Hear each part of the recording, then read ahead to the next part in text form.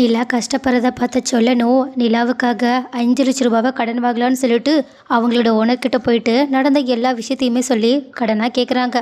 ஆனால் அவங்களோட ஓனரும் 5 லட்சம்லாம் உன்னை நம்பி யார் தருவாங்க, என்கிட்டயும் பணம்லாம் இல்லை, இதை நான் செகண்ட் ஹேண்டில் ஒரு கார் வாங்குறதுக்காக வச்சுருக்கேன், நீ இந்த பணத்தை கேட்டுட்டு தான் கேட்குறேன்னு எனக்கு நல்லா புரியுது, ஆனால் என்னால் தர முடியாது, வேணா உன் பொண்டாட்டிய வேறு ஏதாவது ஒரு கம்பெனியில் வேலைக்கு சேர சொல்லிட்டு பணம் சேர்த்து வைக்க சொல்லிட்டு அதுக்கப்புறமா ஓனராக முயற்சி பண்ண சொல்லு அப்படின்னு சொல்லிட்டு அவங்க அங்கேருந்து கிளம்பி போக இதை பார்த்து சொல்லணும். நிலா படுற கஷ்டத்தை எல்லாத்தையுமே யோசிச்சு பார்த்துட்டு கொஞ்சம் கூட யோசிக்காம அவங்க ஓனர் பணத்தை வச்ச இடத்துல இருந்து பணத்தை திருடிட்டு அங்கேருந்து கிளம்பி நிலாவை பார்க்கறதுக்காக போனது மட்டும் இல்லாமல் நிலாவோட ஃப்ரெண்டோட ஹஸ்பண்டையுமே அங்கே கூப்பிட்டு அவங்க முன்னாடியே நிலா கையில் பணத்தை கொடுத்து நாங்கள் இந்த பணத்தை லேட்டாக தான் தருவோன்னு சொன்னோம், தரமாட்டோன்னு ஒன்றும் சொல்லலை, நீங்கள் இப்படியெல்லாம் நிலாவை அசிங்கப்படுத்தியிருக்க கூடாதுன்னு சொல்ல உடனே அவங்களுமே என்ன நீங்கள் இந்த விஷயத்த சீரியஸாக எடுத்துக்கிட்டீங்களா என்ன, நான் நிஜமாவே கொஞ்சம் விளையாட்டுக்கு தான் பேசினேன், மற்றபடி ஐம் சாரின்னு சொல்ல சொல்லணும்.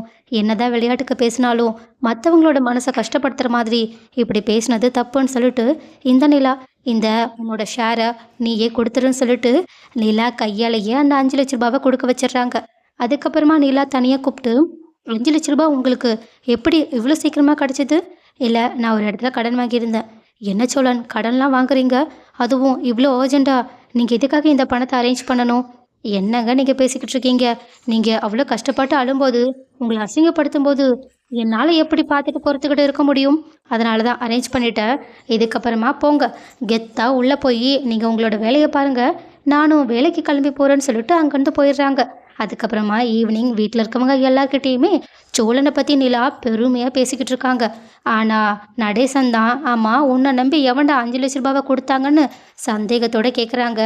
சேரனும் அதே மாதிரி யார்கிட்டேருந்து பணம் வாங்கினேன்னு கேட்டுக்கிட்டு இருக்கும்போதே கரெக்டாக வீட்டு வாசலில் போலீஸ் வந்து நிற்குது. அவங்க சோழனோட பேரை கேட்டுட்டு தான் வந்து நிற்கிறாங்க.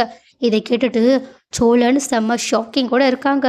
ஸோ இப்போ அடுத்து என்ன நடக்க போகுது, சோழன் நிலாவுக்காக இவ்வளோ பெரிய தப்பை செஞ்சுருக்காங்க, பட் நிலா இந்த விஷயத்த புரிஞ்சுக்கிட்டு சோழனை மன்னிப்பாங்களா, அப்படி இல்லைனா மறுபடியுமே அவங்க மேலே கோபப்பட்டு இந்த பிரச்சனை பெருசாக வாய்ப்புகள் இருக்கா, அடுத்து என்ன நடக்க போகுதுன்னு நீங்கள் நினைக்கிறீங்கன்றத கமெண்ட்டில் சொல்லுங்கள்.